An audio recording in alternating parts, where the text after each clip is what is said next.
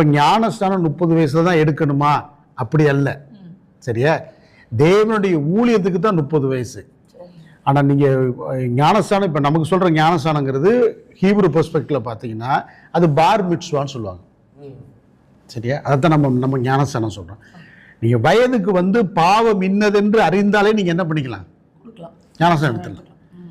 என்னால் இந்த உலகத்தில் பாவ உலகத்தில் வாழ முடியல, கஷ்டமாக இருக்குது, பாவத்தை ஃபீல் பண்ணுறேன், எனக்கு வந்து பேப்டிசம் வேணும்னு எப்போ கேட்டாலும் கொடுத்துடலாம் மாஸ்டர். அவன் வந்து பாவ உணர்வை அடைகிற வயது வந்த உடனே ஞானஸ்தானம். ஆமாம், நீங்கள் சின்ன குழந்தைக்கெல்லாம் என்ன செய்யக்கூடாது? கொடுக்கூடாது. அந்த அவங்களே கேட்கணும். ஆமாம், அது ஞானஸ்தானம் எடுத்துக்கிறேன். எதை நிமித்தம் எடுத்துக்கன்னு சொல்லணும்னா, என்னால் பாவம் செய்யாமல் இருக்க முடியல. இப்போ என்னுடைய 2 பிள்ளைகள் இருக்கிறாங்க, பெரியவர் இருக்கிறா, சின்னவர் இருக்கிறா, இன்ன வரைக்கும் ஞானஸ்தானம் கொடுக்கல. சரியா கஷ்டமா? ஏன்?